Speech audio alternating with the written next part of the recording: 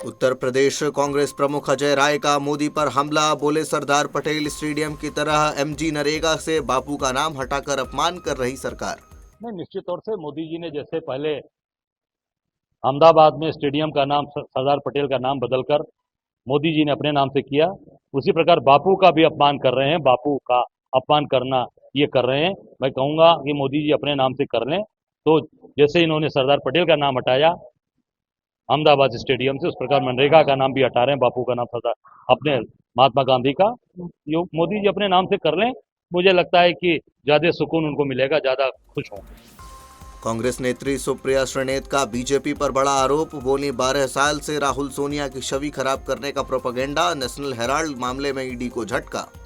12 साल से प्रतिशोध की घिनौनी गंदी राजनीति खेली जा रही थी इस देश में। 12 साल से कांग्रेस पार्टी, हमारे नेतृत्व, खासतौर से सोनिया जी और राहुल जी की छवि बिगाड़ने के लिए एक प्रोपेगेंडा रचा गया, एक पूरा टूल किट तैयार किया गया बीजेपी के द्वारा। उसमें बीजेपी के सारे नेता शामिल थे, उनके चरण वंदन करने वाले तमाम साथी शामिल थे, उनकी ट्रोल आर्मी, उनके बेलगाम प्रवक्ता, बददिमाग उनके जो मंत्री हैं, सब शामिल थे। और हम अपनी बात पर अड़े हुए थे कि हमने कुछ भी गलत नहीं किया और अंततोगत्वा सत्य की जीत होगी, और आज वही हुआ है। ऑनरेबल कोर्ट ने बोला है कि ईडी का जो केस है वो दुर्भावना से ग्रसित है, वो पाया गया है, क्षेत्राधिकार से ज्यादा है। जब प्रेडिकेट ऑफेंस में कोई एफआईआर ही नहीं है तो केस कहां से बन रहा है। एसपी सांसद डिंपल यादव का तंज, बोले विकसित भारत बिल सिर्फ नाम बदलने का, मनरेगा फंड घटा रही सरकार, ध्यान भटकाने की कोशिश। तो अगर आप देखेंगे तो ये खाली नाम बदलने का बिल है।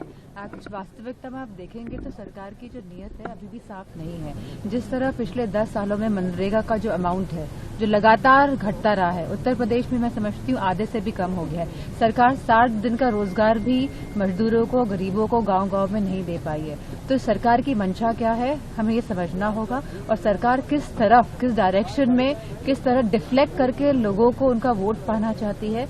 लेकिन मूलतः जो हम चाहते हैं कि हमारे गरीबों की, किसानों की सहायता हो, गांव-गांव तक ये योजना पहुंचे और कम से कम 100 दिन तो मिले लोगों के रोजगार के। उत्तर प्रदेश डिप्टी सीएम ब्रजेश पाठक बोले, पीएम मोदी योगी के नेतृत्व में यूपी बन रहा नंबर 1 राज्य, हर क्षेत्र में बदला विकास और वातावरण। उत्तर प्रदेश को नंबर 1 पर लाने के लिए हमारी सरकार प्रतिबद्धता के साथ काम कर रही है। हर सेक्टर में, इंफ्रास्ट्रक्चर से लेकर लाइन ऑर्डर से लेकर के औद्योगिक निवेश के साथ साथ हर क्षेत्र में उत्तर प्रदेश राज्य निवेश के मामले में देश और दुनिया का बेस्ट डेस्टिनेशन सेंटर बन रहा है। यहाँ पर एक वातावरण ही बदल गया है। तो मैं इसके लिए उत्तर प्रदेश के जनमानस का, आदरणीय प्रधानमंत्री नरेंद्र मोदी जी का, आदरणीय मुख्यमंत्री जी का बहुत बहुत आभार प्रकट करता हूँ, अभिनंदन करता हूँ। अखिलेश यादव का बड़ा आरोप, बोले एनआरसी और एसआईआर भाजपा का षड्यंत्र, जहां बीजेपी हार रही वहां कटवा रही वोट, चुनाव आयोग की जिम्मेदारी पर उठाए सवाल। तो इसका मतलब 2 करोड़ लोग हो गए इस तरह।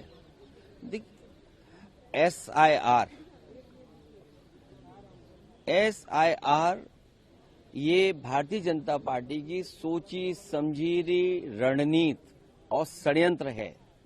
इसके तहत जो एनआरसी की बात वो सीधे नहीं कर सकते थे, एसआईआर के बहाने इन्होंने इस बात को किया है। भविष्य में कभी अगर एनआरसी करेंगे तो कौन सा कागज मांगेंगे आप? अगर आप एक बार वोटर हैं तो भारतीय नागरिक भी हैं आप।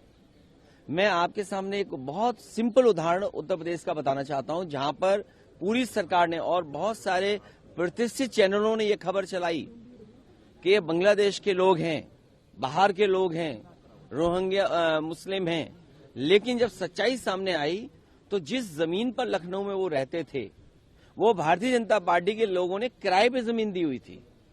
भारतीय जनता पार्टी के लोग किराए पर उनको रोके हुए थे, और भारतीय जनता पार्टी के लोगों को जब ये जानकारी मिली और कागज उन्होंने चेक किए तो वो सब आसाम के लोग निकले, भारतीय नागरिक लोग निकले। तो कभी कभी बहुत सारे प्रतिष्ठित चैनल भी हमारे भारतीय जनता पार्टी का जो एजेंडा है, उस नैरेटिव है, उसका साथ देते हैं।